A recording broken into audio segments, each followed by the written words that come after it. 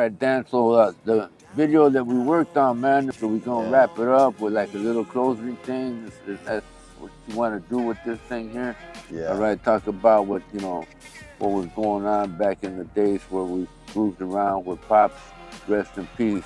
Him and I used to hang out. In the neighborhood over there in Big Bassett. Out there in the San Gabriel Valley. I known your Pops for many years. We hooked up in not grammar school, but in junior high school. We ran across each other and ran with the same people without mentioning too many names and stuff like that. We hung out with the same clique. Big Bassett Niteowl, was the main focus of the neighborhood over there that we ran with back in the days that was known as the most dangerous and notorious gang in San Gabriel Valley. Me and your Pops were doing our thing. Yeah. But there was always, whatever we did, there was always that love for music, finding good music, Yeah. and buying them, if we could afford them, right? In continuation school, there was an art teacher there that all he did was just play jazz, okay? Yeah. And we hooked into jazz too, So we kind of like hit all different spectrums of music, Yeah. It was the doo-wop and the soul that really got us going, on the collective. This was the main focus right here. I had so many records that, I wanted to start doing something with them. Started making a series of Niteowl music cassettes, which you see here, right? Yeah. I took them to him and he started moving them for me, right? He'd keep them behind the counter at Sounds of Music, right? And he'd be moving them, right? So here, with this one here, Whopper Volume 6, we have the price that Mondo put down, Wow. okay, to sell, and he was making $5 on each one. Wow, okay. Yeah. So he's selling for 10, he's selling for 15. Yeah. So here he even put the date, 4/1/76. That's how many, Yeah. 30 years ago? Yeah. But then me and your Pops, when the CDs came out, I started putting the music on CDs. It turned me on too. Yeah. And started making CDs, okay? Yeah. So the first one that I did was Gangster of Love there, right? Your Pops came up with the name Gangster of Love, Yeah. okay? And as you see here, this was the first one, the brown one here. Yeah. All right, and it had a lot of nice songs, man. Okay, Young Girl by the Emotions, which now is a $1,500 record. Wow. Okay. Yeah, I remember, that one coming out, and then we worked on another one. I think it was this one, man. I think this was the first one. It was Gangster of Love, Killer Doo-Wops, Volume 1. Okay. It had 20 cuts on it, and then I was going to school for graphic design. Right. Yeah. At Cal State and all that, so I did the design. And me and my dad kind of put the songs together. He picked the ones he liked, I picked the ones I liked, them together. And we kind of put them together like that. I think we did about 8 of them. We did a doo-wop series, and then we did the soul series. Yeah. Killer Souldies and Killer Oldies. Yeah. And then later, we ended up doing a collab with Duke from Psycho Realm. Mm-hmm. And we did the Psycho Soul triple disc CD compilation. Yeah. And at the time, we were selling these for $30, 3 CDs, 60 cuts. Duke has his CD of what he liked. I had my CD of what I liked, and my dad had his CD of what he liked. And they sold, and they sold well. We ended up pressing a vinyl. Mm-hmm. And now, these are going for $300 on eBay, Amazon. You type in Psycho Soul, $300 a pop. Yeah. And the vinyl is going for $850. Yeah. So I don't know any kind of recent soul compilations that have went that high up on the sales side, So it was cool to see that, and growing up with my dad, I mean, he, picked me up from my mom's pad when I was like 5. We'd be cruising through East LA, bumping Donnie Albert, all that good music, and he'd be doing what he had to do, and I'd be in the whip just kind of rolling around. Yeah. But I think that's where, my love for doo-wop and soul music happened. Yeah. And I just remember the more, you listen to something, the more you kind of get into it, right? It's like an acquired taste for anything. Right. I think with music, like, you could like it, but then to get into different realms, it requires listening to a little bit more. Right, you like, kind of work into it. Yeah. So I know for years I liked doo-wop, and then I started getting into soul music. And this is when I'm 5, 6, 7, 8, 9, 10, And I just really always liked it. And then I ended up making an oldie song, like a recreate of an older one called I Like to Be, and we pressed it up on vinyl. Yeah. Zodiak and the Killers, we threw that up on YouTube, and it ended up doing all right. We never did a video to it. We just released a song. But this new song, we did the video, and it was like a commemoration of Pops, kind of like reliving his life, and you guys rolling to the stores and slinging the CDs and the tapes, Sounds of Music, Norwalk Records, all the mom and pop stores that you guys used to hit. We even had Amoeba Records at the end, where we were going over there, me and my dad, and slinging them, all that. But that was the thing. I wasn't there to try and be a businessman and steal from the rights from these artists, who also got ripped off from their promoters. I was just there just to promote the music. Yeah. Okay. If what I sold, I turned around and bought more records. Yeah. Okay. And kept it alive like that, and promoting other artists and stuff like that on these cassettes, and keeping that music, out there so other people can hear it and say, hey, I like that record. I'm gonna go buy it. I'm gonna go find it. And that's what's happening. It's funny how some of those dudes in the record, business, they act like they own the song. They act like they sang the song. Right. Like as if you're taking something from them, when the reality is they didn't sing it. It ain't theirs. They don't own the publishing, the mastering. They just made a compilation with that song on it. I had one of those guys that made a CD that came and talked a little, a little smack to me about that I was playing his CD, because I played a couple of songs on the radio show over there that it happened to be on his CD, okay? And they were like back to back that I played them from the vinyl, you know? And he accused me of, playing his stuff. I said, you're playing your stuff. I said, you know what, these are vinyl, man, that I got, man. I said, you don't know no damn right to this stuff, And it blows me away because Isn't that crazy how a motherfucker, because he owns a record or put out a CD, he doesn't own the fucking masters. He didn't sing the song.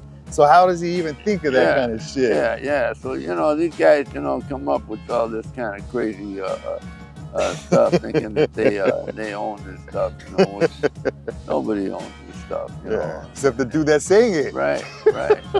Or the record label, Hopefully he's still alive. If not, then nobody owns it, right? Because there's a lot of this stuff, and these collectors nowadays, they focus on original stuff, which is good, right? Yeah. Okay?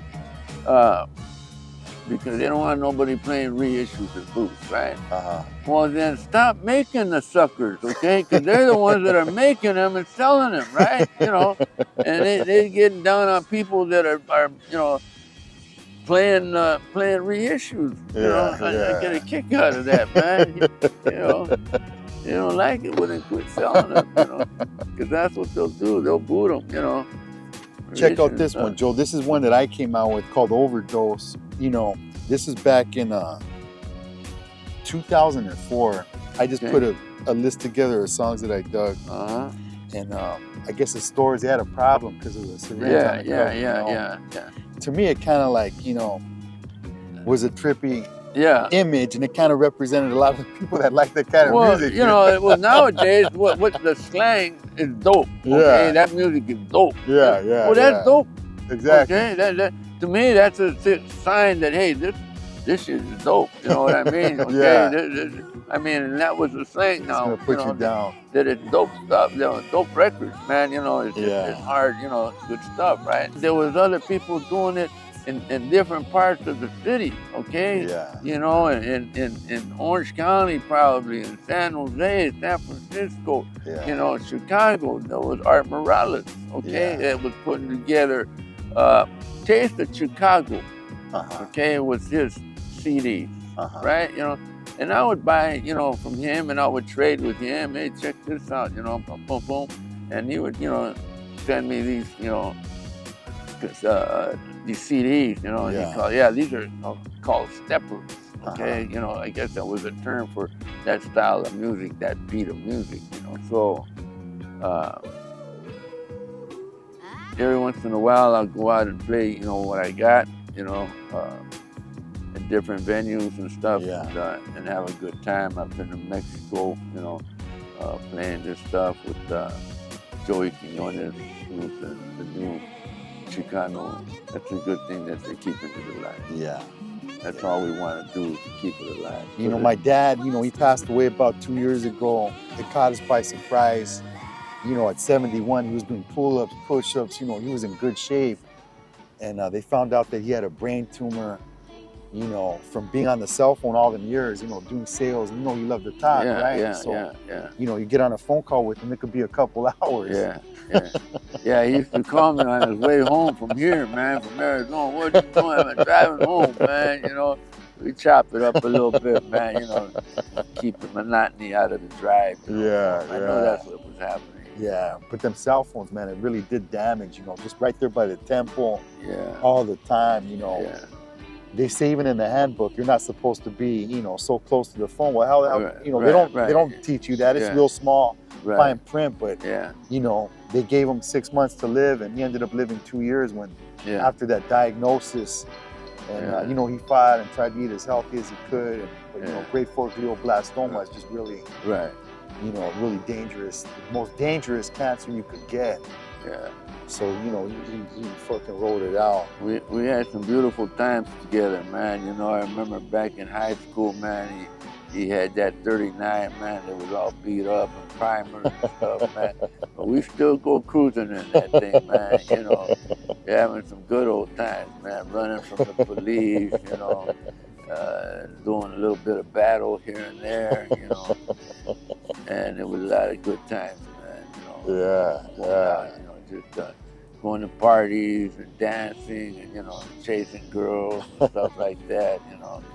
It was a dynamite time, man. You know, and the fact that, you know, he got to live to 70 when a lot of your friends, you know, didn't, right? A lot of people didn't make it that long. Right, especially what we were involved with, you know, it's a miracle, you know, that we're still alive, you know, because we were involved in things. The only thing that was could be the result was either jail, okay, which of course we hit, right? Institutions, okay? Which could be, you know, hospitals, okay, which we hit also. Or death, you know? And that's what happens to a lot of the guys, a lot of the homies that couldn't get away, you know, couldn't break that cycle. Your pops came to me when I was already cleaned up. He was still running around out there, and I told him, whenever you're ready, homie, okay? So he came and told me, hey, man, I'm done with it, man, let's do it. After he quit, you know, he ended up working for the city in Watts, helping a lot of the kids that were going to juvenile hall, that were on drugs and gangs. To try to transition them back into society. Get them back into work positions, you know, things like that. So I think the fact that he had been through it, the kids listened to him more because he had been through it, right? So I think he was able to help some of them out and, you know, put them on the right path. That's one thing your dad was, man. He was a giver, okay? He was a giver, man, okay? He was always helping people as much as he could and putting out of his own pocket. But, you know, we were able to just give it up, man, and turn our life and our will over to God, you know? Bottom line, you know? Ain't no hiding it, you know? Ain't no hiding it, man, you know? God is the one that helped us through this mess, man. And so we don't, you know, we didn't die in our early age, man, you know, from overdoses or stabbings or fighting or anything like that, you know. We were very, very fortunate. No, it was a good thing back then, man, you know. For us to be able to be sitting here doing this, man, is a miracle. Well, thanks a lot, Joe. I mean, coming down here, man, and putting this out, I think it's going to be good, you know, just for the history of record collecting, soul, and doo-wop, and, you know, just kind of showcasing all the stuff you and my dad did back in the days, you know. It's a beautiful thing to have all this stuff and have it out there, you know, the way it is. And where can everybody find you at on Instagram and any other kind of like platforms? Instagram is Niteowl, Niteowl, 1951. All right, you can just drop me a dime there and let me know. Okay. And everybody watching out there, you know, you guys can find me on Instagram at dr.zodiac with the K .68. Also zodiacsmoonrock.com. We have all of our cannabis stuff on there. You know, we got music, apparel, stuff like that. You know, for everybody out there, you know, on the different projects that we worked in is Gangster of Love, Psycho Soul, Felony Fights, Sick Fuck Clothing, Moon Rock, Visual Blast. We also came out with Soulside CDs that I don't have them here right now, but that was another compilation that we put out. And yeah, man, come check out our stuff. Little shout out there to Hector, you know, for helping me out in this radio show and plugging us in over there. Thanks for having me, man. All right, Joe. We'll get this, you know, get this out there. All right. All right.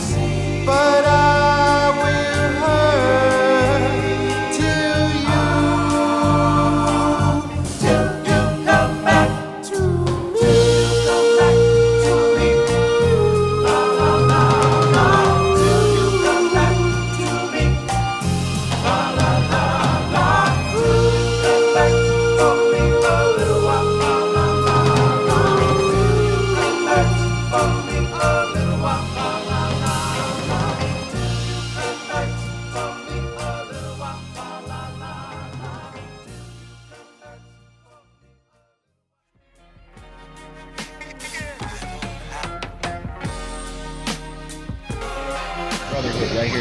All right. That's what it's about, goes. You know it, I know it, Danny Boy knows it.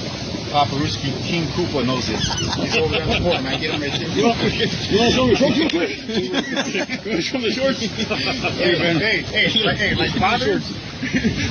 Like son. Here. 10. 8. The last ones would be 8 or 9.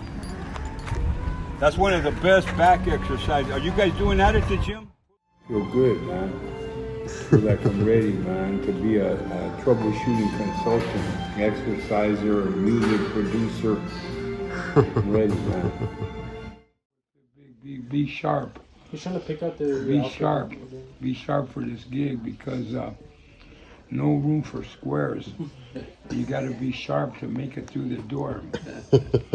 Like Danny, I got a nice butterscotch. Danny, I remember look at my phone too. When you walk through, just make sure you don't get lost. You'll be in Arizona, I'll be caught up in that shirt. I won't have no lifeline.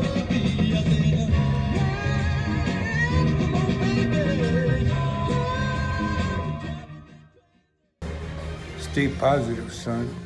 Have a safe trip. I love you.